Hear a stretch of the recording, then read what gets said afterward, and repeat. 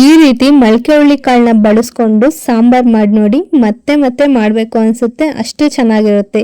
ಇವಾಗ ಮಾಡೋದಿಕ್ಕೆ ಒಂದು 4 ಈರುಳ್ಳಿ ದಪ್ಪನಾಗೆ ಹೆಚ್ಕೊಂಡಿದ್ದೀನಿ, ಶುಂಠಿ ಬೆಳ್ಳುಳ್ಳಿ ಒಂದು ಸ್ವಲ್ಪ ತಗೊಂಡಿದ್ದೀನಿ, ಒಂದು ಸ್ವಲ್ಪ ಚಕ್ಕೆ ಲವಂಗ, ಒಂದಿಡಿ ಕೊತ್ತಂಬರಿ ಸೊಪ್ಪು, ಇಷ್ಟನ್ನು ಚೆನ್ನಾಗಿ ಕೆಂಪುಗಾಗೋವರೆಗೂ ಹುರ್ಕೋಬೇಕಾಗುತ್ತೆ. ಇದಕ್ಕೆ 1-2 ಟೇಬಲ್ ಸ್ಪೂನ್ ಅಷ್ಟು ಎಣ್ಣೆ ಹಾಕೊಳ್ಳಿ.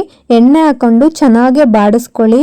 ನೀವು ಎಷ್ಟು ಚೆನ್ನಾಗಿ ಹುರ್ಕೋತಿರೋ ಕೆಂಪುಗಾಗೋವರೆಗೂ ಅಷ್ಟು ಚೆನ್ನಾಗಿ ಸಾಂಬಾರ್ ಬರುತ್ತೆ.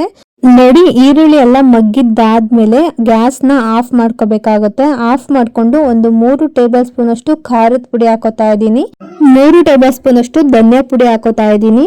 ಹಾಗೇನೆ ಚೆನ್ನಾಗಿ ಮಿಕ್ಸ್ ಮಾಡ್ಕೊಬಿಟ್ಟು ನುಣ್ಣಗೆ ಗಂಧದ ತರ ಬರೋ ರೀತಿ ನಾವು ಮಿಕ್ಸಿ ಮಾಡ್ಕೊಂಡು ಸೈಡಲ್ಲಿ ಇಟ್ಕೊಂಡ್ಬಿಡೋಣ.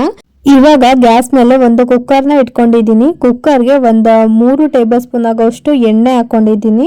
ಎಣ್ಣೆ ಕಾದಿದ್ದಾದ್ಮೇಲೆ ಸ್ವಲ್ಪ ಜೀರಿಗೆ, ಸ್ವಲ್ಪ ಸಾಸಿವೆ ಹಾಕೋತಾ ಇದ್ದೀನಿ. ಸಾಸಿವೆನೂ ಕೂಡ ಚಿಟಪಟ ಅಂತ ಸಿಡ್ದಿದ್ದಾದ್ಮೇಲೆ ಒಂದು ಬಟ್ಲಾಗುವಷ್ಟು ಮೊಳಕೆ ಹುಳ್ಳಿ ಕಾಳನ್ನ ಹಾಕೋತಾ ಇದ್ದೀನಿ. ಎಣ್ಣೆಯಲ್ಲಿ ಚೆನ್ನಾಗಿ ಫ್ರೈ ಆಗಬೇಕು, ಅಲ್ಲಿವರೆಗೂ ಫ್ರೈ ಮಾಡ್ಕೋಬೇಕಾಗತ್ತೆ.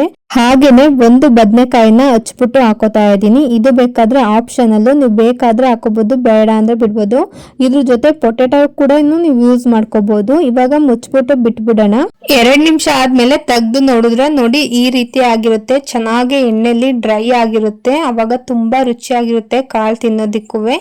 ಇವಾಗ ನಾವು ರುಬ್ಕೊಂಡು ಸೈಡಲ್ಲಿ ಇಟ್ಕೊಂಡಿದ್ವಲ್ಲ ಆ ಮಸಾಲೆನ ಹಾಕೋತಾ ಇದ್ದೀನಿ. ನೋಡಿ, ಇಷ್ಟು ನುಣ್ಣಗೆ ರುಬ್ಕೋಬೇಕಾಗುತ್ತೆ. ನೀವೆಷ್ಟು ನುಣ್ಣಗೆ ರುಬ್ಕೋತಿರೋ ಅಷ್ಟು ಚೆನ್ನಾಗಿ ಸಾಂಬಾರ್ ಬರುತ್ತೆ.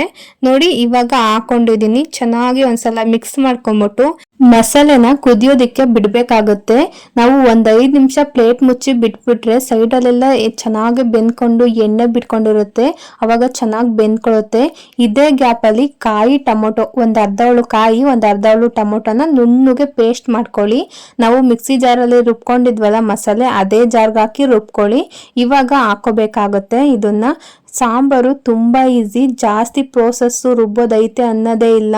1-2 ಸಲ ರುಬ್ಕೊಬಿಟ್ರೆ ಸಾಕು, ಆರಾಮಾಗಿ ಮಾಡ್ಕೋಬಹುದು. ತುಂಬಾ ರುಚಿಯಾಗಿ ಬರುತ್ತೆ ಮಾತ್ರ.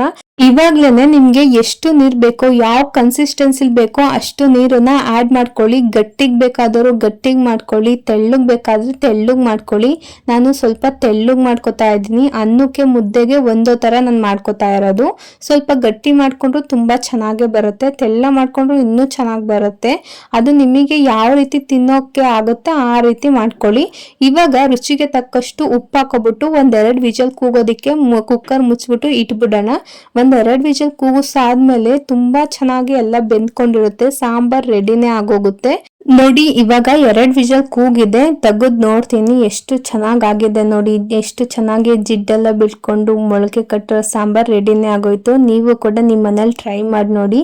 ಈ ವಿಡಿಯೋ ಇಷ್ಟ ಆಯ್ತು ಅಂದ್ರೆ ಲೈಕ್ ಮಾಡಿ, ಶೇರ್ ಮಾಡಿ, ನನ್ನ ಚಾನೆಲ್ನ ಸಬ್ಸ್ಕ್ರೈಬ್ ಮಾಡ್ಕೊಳ್ಳೋದಂತೂ ಮರಿಬೇಡಿ. Thank you.